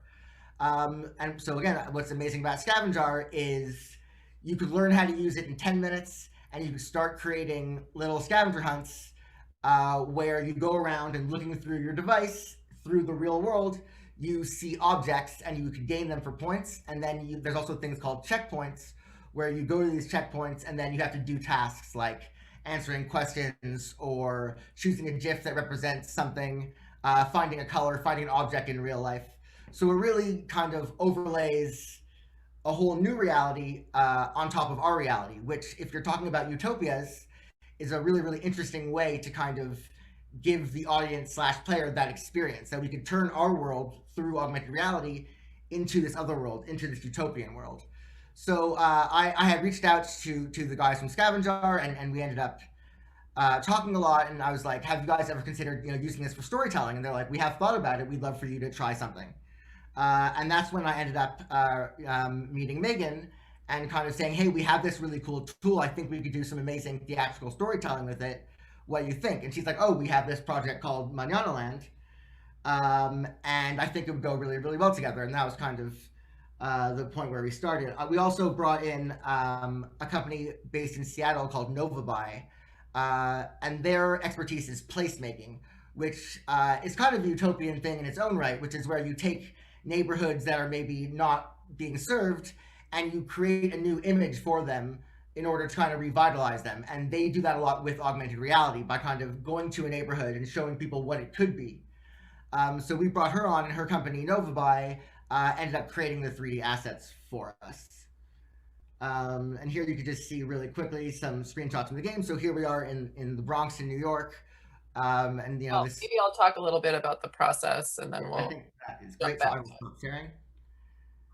So this is good. So we came together for Manana Land, and wanted to, you know, when we worked on Democracy, we had worked with a single writer who also worked on the puppet show. So when we came together for this, I mean, we wanted to make sure that as we were envisioning this new utopian world, that we were representing a variety of cultures, a variety of perspectives. So we brought in a team of writers. We created a writer's room that met twice a week over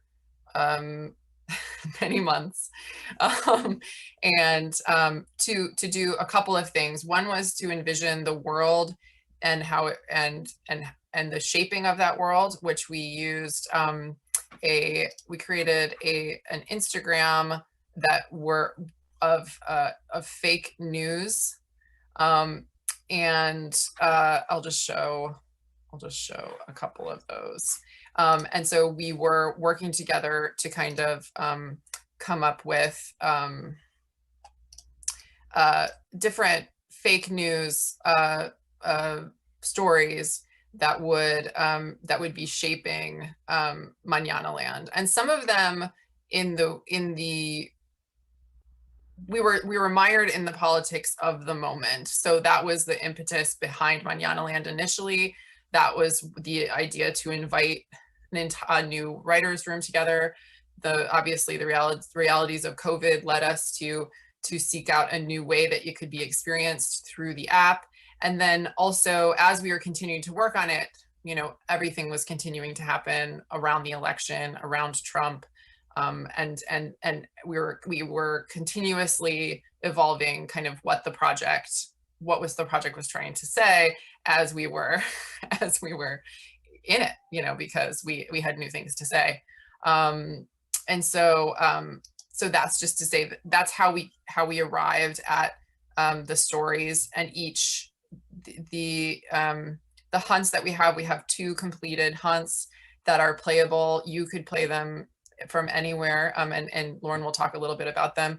And also they were shaped by the Instagram and also vignette shorts that kind of framed the world. So yeah, so the app Scavenger has 2 kind of different games you can play. So you have location-based games, and you have what they call place-based games. And something that was really exciting about the time period that we decided to do this project is that so it's Scavenger is an iOS-based app, so it means it only works on Apple devices.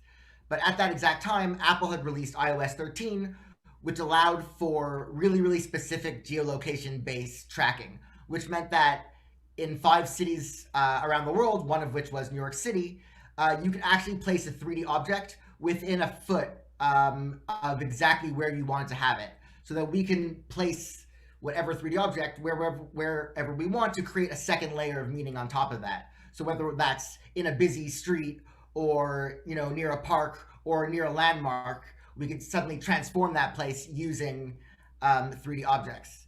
But what we decided to do to try to make the game and the experience available to everybody is that we made one version that was the location-based version, which was 1 in each of New York City's 5 boroughs, starting with the Bronx, and then also do the place-based version, which is a version that anybody could deploy anywhere they are. So you create a place space, which you make a certain amount of meters. So you can make it like 20 meters by 20 meters. And then anyone could take their phone and they could place that play space wherever they want.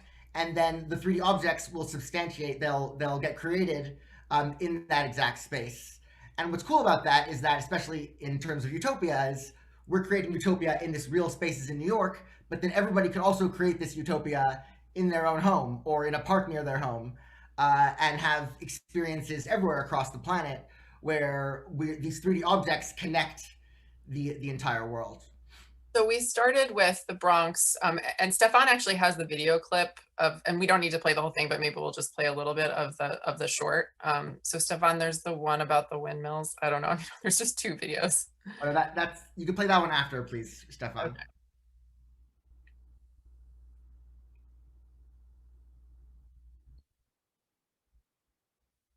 You know, it's fine. We can move on, but I'll just frame it. I'll frame it, and then Lorne can talk about this one. So the first vignette takes place in the Bronx. We were exploring the issue of air quality. There is a part of the Bronx where, due to gentrification in that area, the food delivery services have created the need for more trucks to be coming and Amazon have created a need for more trucks to be coming down a certain thoroughfare in the Bronx, and the result has been increased asthma amongst children and people that live in this area, and it's called Asthma Alley in the Bronx. So the writer Johnny Lloyd, who's also the director of artistic development at the Tank, he imagined a future where we would design windmills, and there would be neighborhood competition that then the windmills would create the energy needed to power the areas, and then in this future in Manana Land, there is no longer Asthma Alley as a result. So you can go ahead. Yeah, could you play that video, please, Stefan? I don't know if he has that video. I guess maybe he doesn't. So or play the next play the next one. Play the next one that I sent. Yeah. Okay, play number 1, please. So this just shows a little bit of the gameplay. Here we are in the Bronx. The player has to find the starting location, and they get there, and it gives them some instructions on what to do, and then you follow this compass. And here we have a 2D object in space, which leads us to a 3D object in space, which is basically creating a story world through these interactions. So if you would have seen the short film that was made, you get introduced to some characters. And in our original plan, we wanted to have live actors actually in the location at certain times to interact with 3D objects.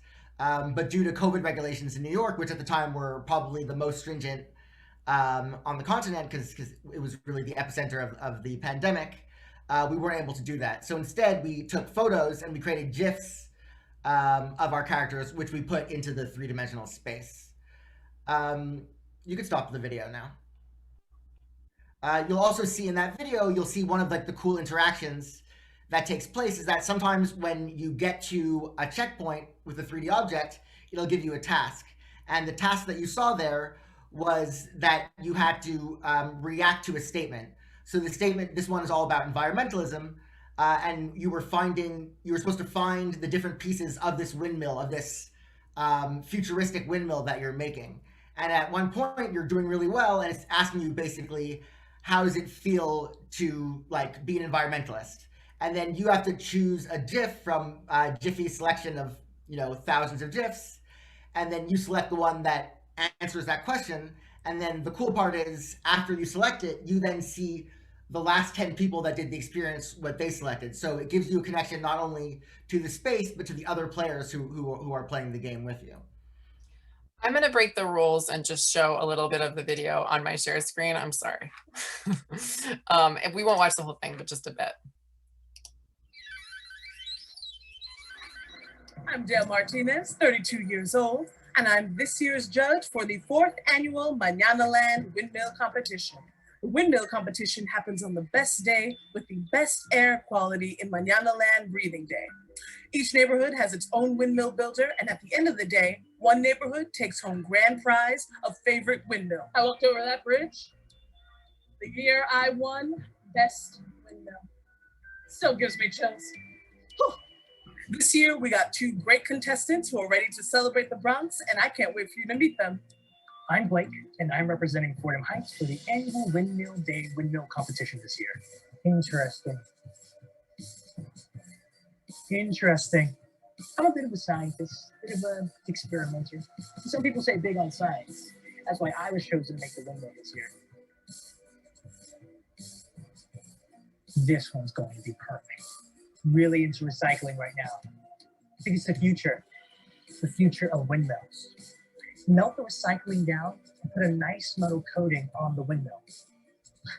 It's gonna be awesome. This looks cool.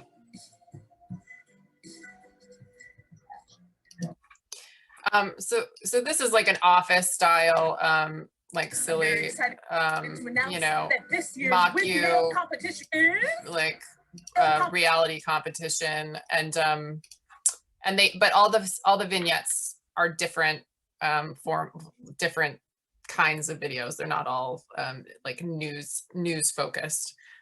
Anyway. Yeah, so that was our first hunt, which was about environmentalism, and then our second hunt was about basically law and order and justice, and how does justice work in this new world.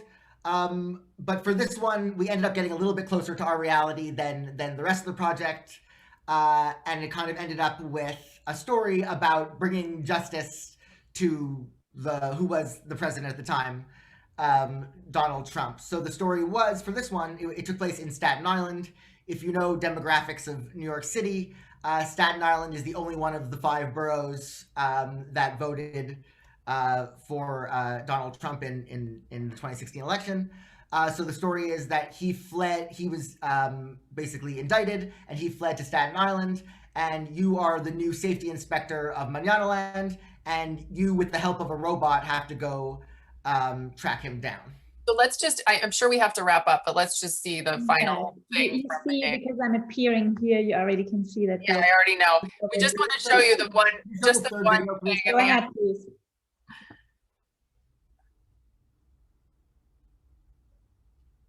Sorry, Stefan. We just need the, which video is it, Lorne? It's about video 3.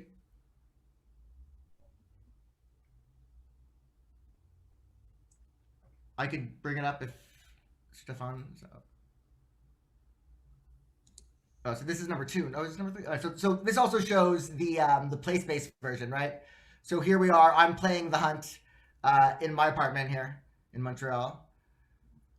And here's an example of how we used multiple choice questions to kind of paint the future. Here, I got it right. So then you have a Staten Island sign in your house, kind of give you some placemaking.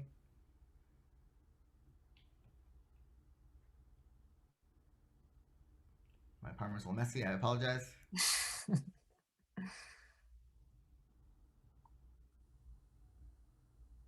Oh, this is maybe the wrong video. I think I had a short one. Can you skip more towards the end?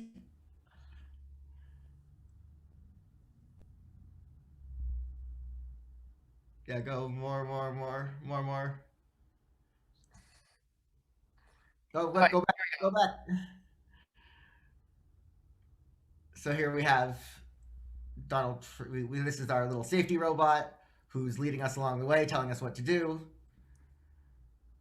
And then if you win the game, you get to put Trump in a cage. And the Trump is designed, all of the elements, the elements are created with Novaby and with their own designers, but also they're kind of based on Pedro.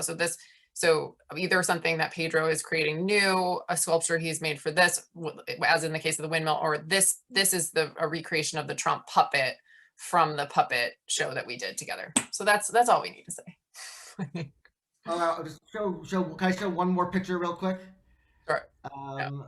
Just want to show the Trump in the outside location. It's pretty cool.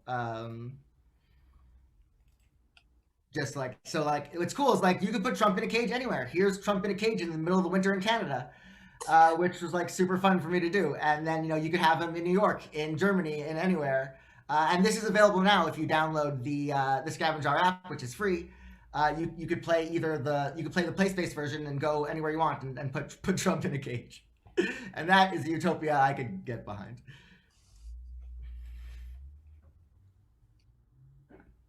So thank you so much, and please excuse us that you had to wrap up such a complicated project in only 20 or 25 minutes. I know that's really a challenge, but I love your passion, how you present the whole project. It's really, really wonderful.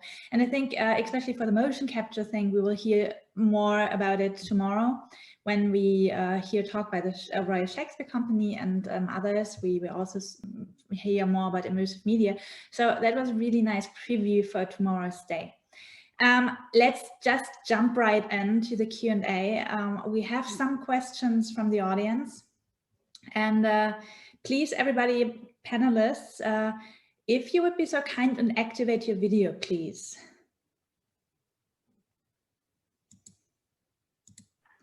Wonderful. Thank you. Hi, everybody. Good to see you again. Everybody's here. So I'm just starting right away because fortunately it's the last presentation or the last Q&A for this evening. So I think the audience is will be okay with us talking a little bit too long.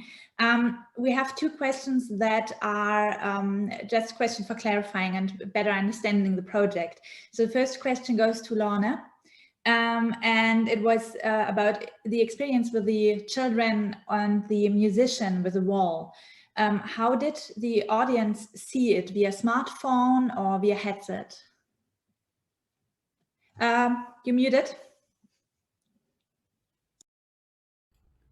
That particular project was actually a live stream project, so people just saw it on their screens. But we have done work both with phones, tablets, headsets, and often we also use projections, and there's interesting ways to make projections look three-dimensional. Wonderful, thank you. And another question, just to understand the project better, and that was one question I also was asking myself when I heard the presentation of Julian and Theda. So talking about your project Valkyrie, was there any way that the audience could influence the story, interact with the story, or could they, well, choose the order of the rooms? What was the specific interaction there? Is this for democracy? For Valkyrie.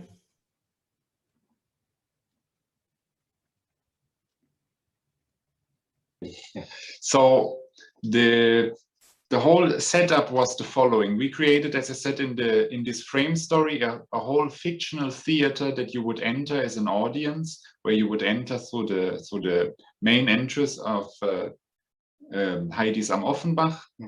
You would go to a small Casa, and then you would have an Einführung like you would have an introduction, like you normally have in theaters by the dramaturg of the house. And from there on, you would dive into the world that was Heidis am Offenbach. While in the beginning, we of course stick very much to the rules of that everyone is used to from interacting with a space that we know, like a theater house. You're in a foyer situation, you're in a bar situation, and from there on you enter the main hall, the stage where you really sit down and look at the staged piece. But from there on, everything that happens after that is that you get new perspectives, because you're leaving the stage hall into the backstage area where you meet all the characters that you have previously seen on stage. Yeah. And that is where you then start building up different layers of understanding of the whole storyline. So from there on, you're free to move through the backstage area, through the foyers again, through into the main hall again, and choose your own perspective, choose your own angle of how you want to experience it. And of course, I mean, by your presence, you influence the actions. But I would honestly say I'm not that interested in that. I mean, the piece is supposed to be how the piece is, and it's very rigidly planned, the way we'd like to present it. We don't want the audience to put a twist on it, put a turn on that piece. Now you're muted. Yeah, no, I'm muted, same mistake. So the audience was more a discoverer or an explorer than a co-creator, is that correct? Yeah, in this piece, yes, definitely. Okay, perfect, thank you. So My next question would be to Belle and Yana. You told us that you create in that piece with a self-optimization that you used the movements to create emotions. So what other storytelling tools do you use or have you developed to create certain bond or certain emotions with the audience? You mean generally in other pieces? Yeah. Yeah. So I think what is very important is a kind of personal check-in for the audience, which is not as present in Medusa Bionic Rice, but for example, in quality time, that's very important. So in quality time, you would be able to rent a performer for an amount of time, and this performer is acting as your father or your boyfriend or your son or your best friend or your playmate. And for that to happen, there is a specific time you have with the so-called boy in care at a counter who is kind of tailoring an easy access fiction for you and your father, for example. So that's a point where you have someone to talk to, someone who gives you certain questions, how to tailor your experience. So I think that's that's one technique I would say we use to work with the desire people have. Fantastic, thank you. Speaking of desire, maybe I come back to you, David. You use very, very common desire, I'd say. You use currencies and you told us about it, which was absolutely interesting. So I was wowed by the system you created and the whole Storyworld you created and all the rules and so on. So I was wondering if the people would kind of get too excited or too motivated. Is it something you can say, or too hurried, or is it a danger in your pieces that people are so into it that they really want to have all that currency and change it into drinks, of course? That was just an example, I think. Yeah, I think we have dealt with, I don't know, many groups of players, but for sure there are players that are used to video games, for example, and they are really fast adapting to the rules, so they can use it and they can make their actions, and so they are in advance to maybe players they were not playing board games, not playing video games, or not having any experience with that. But we tried to balance it. Like for Game of Life, we could interact. You saw the man in the bank. He was having control over everything. So when somebody started too much, he was getting sick. And when you were getting sick, you couldn't do any action, or so you were blocked out of. You couldn't get to your occupation, like in these days. So we try to balance that. And then we have a lot of comedians and actors visiting our shows, so they have other advantages. And so I think we try to give workarounds for everything. But yes, there is, especially in Moneypolo 1, something we wanted, that people create the desire for winning, for merging with other companies, or for really being nasty to other players. So every game is like a social experiment, what will happen, and we are assisting to that with some great pleasure. Yeah, you give the audience like an incredibly amount of freedom, which I really, I saw some similarities to Machina X, what we've seen this morning. But you even give more freedom and more open worlds to explore. So I thought that was really interesting. Speaking of desires, Lorne was nicking and nogging right now, and Megan as well. You also use points, or like a term, like a kind of currency. How does that work? Well, how is it integrated in the story in your AR game? So on the most basic level, it's a game and it's a contest. So we had prizes. That was artwork from Pedro Reyes, who was the originator of the whole project. But then, one early concept too of Manana Land is this idea of stuff bucks, which is kind of Pedro's vision of replacing you know, the concept of currency with things that you have that you can then that you loan. So basically replacing in Manana Land, bartering replaces currency. So that's one of the like concepts within the storyline of Manana Land. And then in a game theory sense, the way the game works is that we can put a certain value for any object or any task, and then the longer that it takes to get there, it starts dropping down in points for every second. So it gives the player an impetus to go faster, but then if you get the task wrong, you get 0 points. So it creates kind of a tension that makes the game a little bit more fun and more challenging.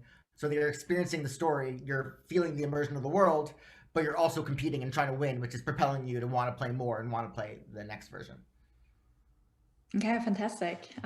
That's really interesting how to motivate the people and coming from gaming. I've also asked Clara this morning quite a few questions about game design and what techniques of game we can take into theater. But coming to another topic, that is like pre-scripting or preparing experiences. So this question goes to Yana and Belle, but maybe especially David and also Theda and Julian want to jump in afterwards. How much of the theater plays, dialogues we've seen or the monologues have been scripted and how much is improvised? Usually we have like a rough script to go along with, but we put more effort into having a character development so everyone kind of knows what the figure is in the piece and also how to react in certain situations, that we build an entire language or vocabulary for most pieces beforehand. And that gives an authentic improvisational space, but we have the overall network or structure of a piece. But slowly we're going more and more into having even longer written scripts, but it's, I think having the character development is crucial to be able to react to the different audience members at a given time. Absolutely, yeah, I agree. And David, how do you do that? You also give kind of a new identity to the audience, which I always think is a very hard challenge to do. And so you have characters for your actors and characters for your audiences, more or less. How do you make the audience really feel that new identity? Depends on the project. So for Game of Life, it was pretty easy because we hadn't to confront the players with something new or something out of their ordinary life, because they had their life in the back, and so they were replaying or trying to play another thing. So there it was mainly by choosing a name. It's sometimes easy at that. So if you're having a name and a persona, you are someone else. And it was different for the Dostoevsky project, where everybody was the same and they were waking up and they were treated like this person, and they were fighting or they were accepting it, dependent. So and they realized, oh, everybody is me. So I'm split into 40, or some people I think played the whole game without realizing that or whatever. But I think the wording you mentioned in your talk, Yana and Belle, is very important for us as well. So we have a set of rules and we have a wording, and that makes it easy after 1 week of rehearsals to have one common language, and that's how we confront our players. I think it's also very challenging, not only, of course, for the audience, but of course also for the actors. And that is one of the questions I've heard in one of the breakout sessions from last panel. And I think that's very interesting. And I want to just play that question to you, Julian and Theda. So your actors or your performers who are in your spaces, sometimes, like you told us, over weeks for the digital production, what do they have to bring? What challenge? Well, is it a special tool set they need, or is it just the being curious enough to try new things? What do we expect from your actors? We have an ensemble. We have our collection of actors that we work with over and over again. I think the core of our work is the people we work with. They are not there to experiment or to experience something. They are there because they have a point of view that we find interesting. They need to be someone that we feel that we want to hear and whose voice we want to make heard.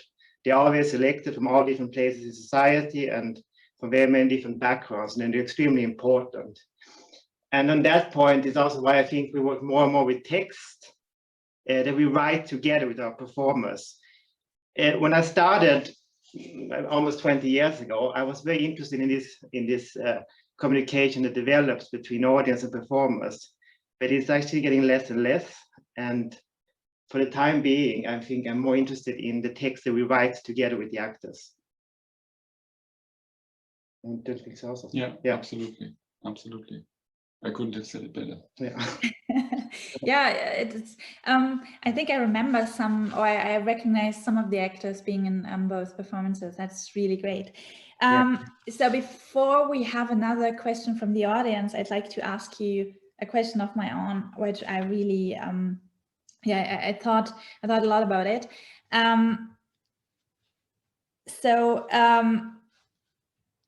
You, well, again, to Theda and Julian, sorry about that. You chose very controversial authors as original oeuvres for your pieces. Is it something you're looking for? Yes, it started in Celador, I think. No, it started already in Meat, where we used the text written by Luca Magnotta, who is a cannibal killer that was caught in Berlin. We used the material he created for himself as an online PR for his personas. And we started to use his text and his material.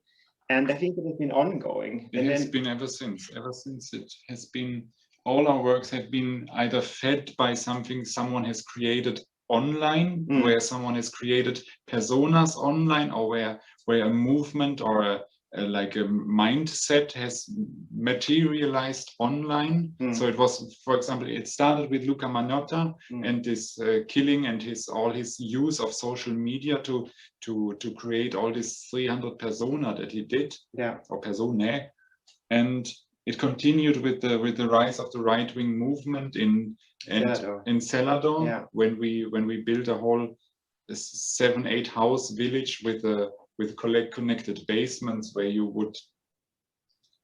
you as an individual could hide behind anonymity of the internet and see how far do you want to push it, how far do you want to go when you're covered by a pseudonym.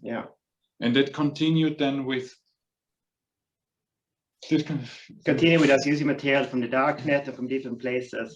I am partly interested in the poetry of this kind of language. I really am. But I also think our current way of working, where we put something on stage and we play it more interactive around it, gives us the chance to play something up whilst discussing it. And I think this fits very well with controversial texts, or a good way to deal with controversial texts. Yeah, absolutely. That was very interesting. Maybe I'm gonna play a similar question to Yana and Belle, because you told us in your talk that you want to create new worlds of society for a generation that has been grown up with no alternatives, so that people can find some alternatives and try them themselves. So how do you find these topics? Do you where do you start, at what end? It's not so easy to say.